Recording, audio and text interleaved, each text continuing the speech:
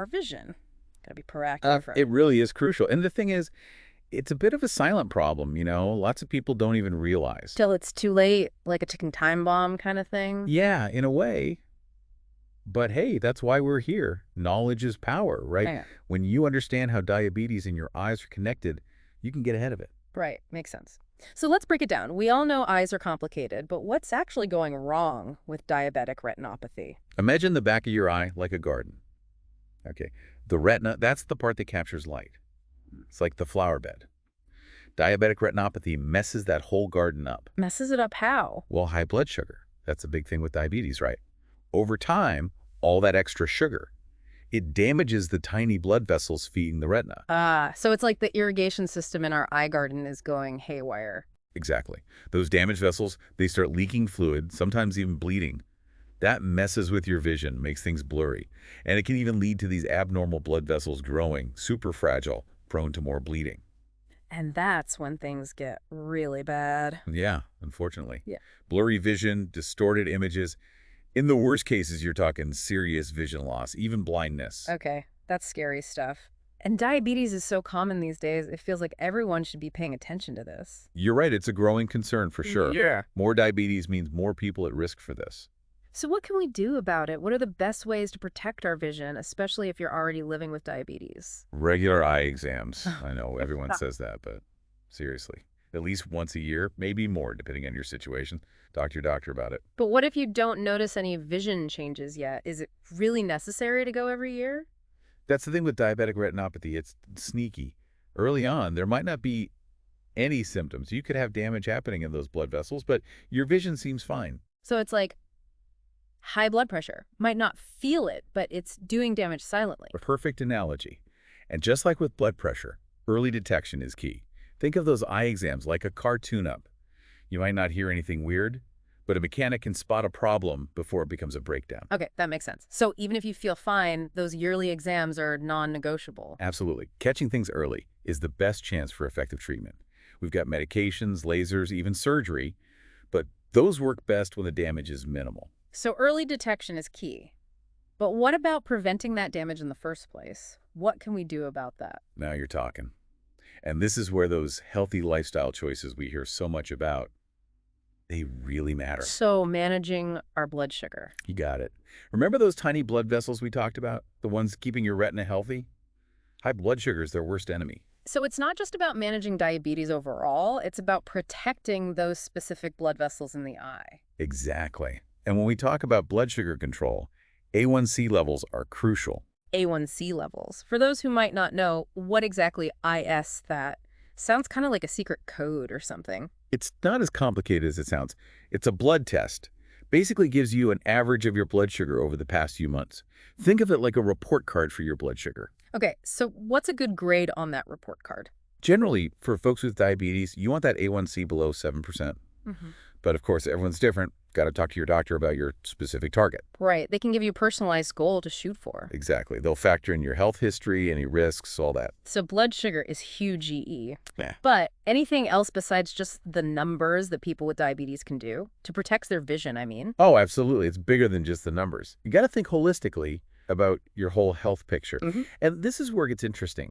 Blood pressure plays a big role too, which most people don't realize. Blood pressure, huh? So it's not just about the sugar levels. Not just that, no. Yeah. High blood pressure, it can really sneak up on you, especially when it comes to your eyes. Okay, now I'm really curious. How are those two connected? Okay, so think about your blood vessels like, well, like a network of roads, right? Highways, they got to be smooth for those nutrients and oxygen to travel around your body. Keeping things moving, right? Exactly. But when your blood pressure is high all the time, it's like putting a ton of extra stress on those roads. Yeah. Wear and tear, you know. And that affects the eyes more because... Because the blood vessels in our eyes, those are particularly fragile, especially the tiny ones in the retina. High blood pressure can really do a number on them. So like trying to drive a big old truck down a tiny little back road, not a good idea. Exactly. And all that pressure can make the blood vessels narrow and weaken. Makes them more likely to leak, to bleed, and that's when you start seeing damage to the retina. Makes sense.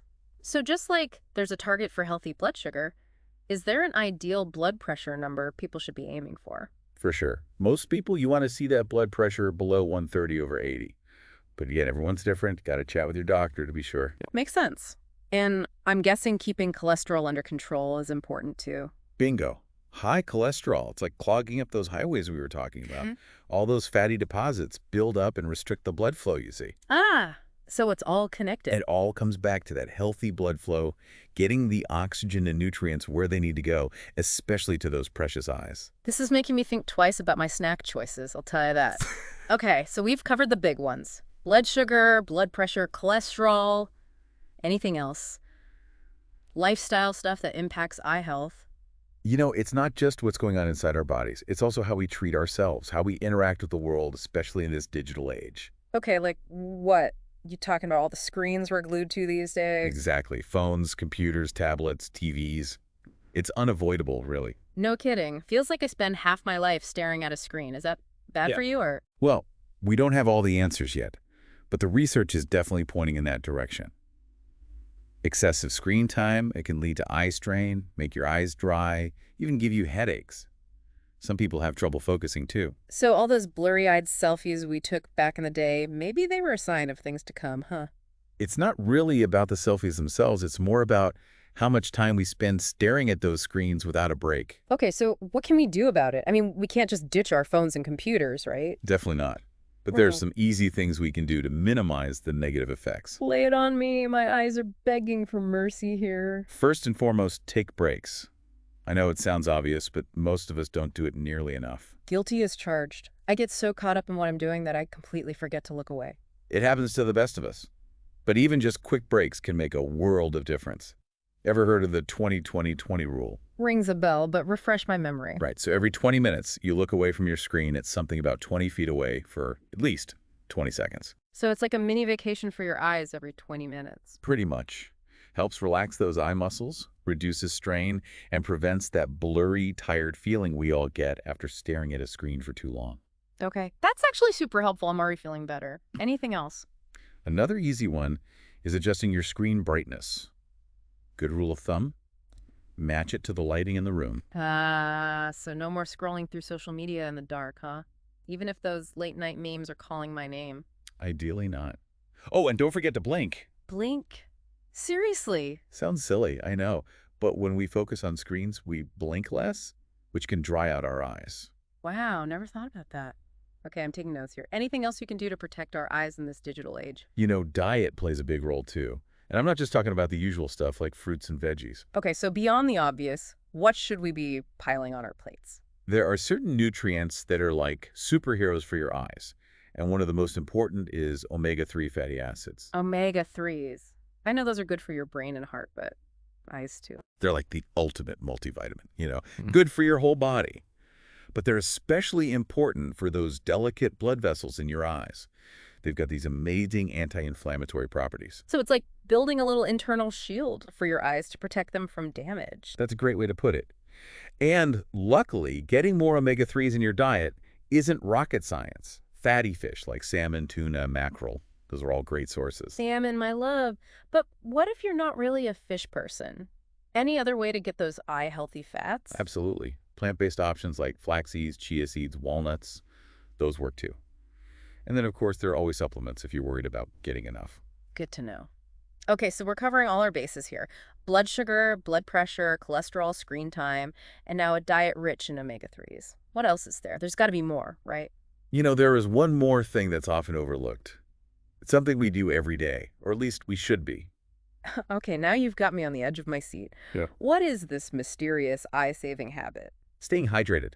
Wait, drinking water, that's it. I know it sounds almost too simple, but honestly, so many people don't realize how important hydration is for their eye health. Okay, enlighten me. How does drinking water actually affect our eyes? Well, think about it. Our eyes need water to function, just like every other part of our body. If you get dehydrated, your eyes can get dry, your vision might get blurry, and you could feel extra tired. Tears, those are super important for keeping our eyes lubricated, and guess what they're mostly made of? Water. So basically, when we're dehydrated, our eyes are crying out for help, literally. Exactly. And when your eyes are dry and irritated, it's even harder to focus, especially when you're already staring at a screen all day. Right, makes sense. So how much water should we aim for? They say 8 glasses a day, but the best gauge is your own body. If you're feeling thirsty, you're probably already a little dehydrated. Listen to those cues. That's a good point. Definitely going to be more mindful of my water intake from now on. Okay, we've talked about a ton of things we can do to protect our eyes, but let's be real. Life gets in the way, right? It's easy to let these healthy habits slide. It's true. It takes effort, a conscious decision to make those healthy choices. But it's not about being perfect. It's about making small, sustainable changes. So no need for any crazy diets or anything, just baby steps. Exactly. Pick one or two things to focus on at first. Maybe it's those omega-3s, maybe it's the screen breaks. Once those feel like second nature, add something else to the mix. I can do that. But speaking of things that feel overwhelming, let's talk about those eye exams again. You said they're crucial, but what if someone's been slacking? Like really slacking? Can they undo any damage that's already been done? Here's the thing. It's never too late to start taking care of your eyes. Obviously, the earlier you catch something, the better. But even if you haven't seen an eye doctor in a while, don't panic. So it's not like a point of no return. Not at all. It's about taking control of your health, wherever you're starting from. Those eye exams can catch problems early on, when treatment is most effective. Okay, that's good to hear. But what if someone's, like, scared of the eye doctor? It's not exactly the most fun way to spend an afternoon. I totally get it. It can be intimidating for sure, especially if it's been a while or if you're already having problems with your vision. Exactly, it's nerve-wracking. So how do you get over those nerves? Talk to your doctor. Mm. Seriously, just tell them what you're worried about. Are you scared of the dilation drops? Worried about what they might find? A good eye doctor will listen to your concerns, explain everything clearly, and answer any questions you have. So it's about building a relationship with your eye doctor, feeling comfortable with them. Exactly. And remember, they're on your side. Yeah. They want to help you protect your vision. That's a good reminder. Now, before we get to our final thoughts for this deep dive, anything else about eye exams that you think people should be aware of? One thing I always tell people is to be proactive. Don't wait until you're having problems to go to the eye doctor. Those yearly checkups, they're not just about updating your prescription. What else are they looking for? Your eye doctor can actually spot signs of other health problems too, like diabetes, high blood pressure, even some autoimmune disorders. Wow, really? Didn't realize that. So it's like a window into your overall health. That's a great way to put it. So those regular checkups, they're really an investment in your overall well-being. I'm sold. Okay, so we've covered a lot of ground here, but before we wrap things up, I wanted to circle back to something you touched on earlier, the connection between our eyes and our overall well-being. Can you talk about that a little bit more? It's wild to think about, right? Like, our eyes are connected to our overall well-being. It's like we think of them as separate, but they're telling us something bigger, aren't they? They really are. It's amazing when you think about it. Our eyes don't just process what we see. They're a huge part of our emotional well-being, too. Mental well-being, the whole picture. Okay, yeah, I've always felt that, but how does that actually work? Well, think about how much we communicate with just our eyes, right? A glance can tell you someone's happy, sad, angry, you name it. Oh, for sure. Like, eye contact can be so powerful. You can feel that connection. Exactly. It's like a window into how someone's feeling. Yeah. And that lets us build those deep connections with each other. So it's not just about seeing things clearly. It's about, I don't know, really experiencing life, right? You got it. When we don't take care of our eye health, it's not just our physical vision that's at stake. It's our ability to, like you said, truly engage with the world in all its richness. This reminds me of those studies, about vision loss and how it's linked to loneliness, maybe even depression. Exactly. Our vision is totally connected to our overall well-being. When we prioritize our eyes, we're not just protecting our sight, we're looking after our mental and emotional health, the whole package. That's a good way to think about it. Taking care of our eyes isn't just about seeing 20/20, it's so much bigger than that. Absolutely. It's about living life to the fullest, being connected to the people in the world around us. Love that. Okay, so as we wrap up this deep dive, what's the one thing you want our listeners to remember? Your eyes are precious. Treat them that way. Learn about the things that affect them, whether it's blood sugar, screen time, even just staying hydrated. When you're proactive, you can protect your vision and really live your best life. That's a message we can all get behind. So to everyone listening, thanks for joining us for this deep dive into the amazing world of eye health. We hope you learned something new today and feel ready to take charge of your vision. Remember, even small changes can make a big difference. Couldn't agree more. Until next time, everyone, stay well and keep those peepers healthy.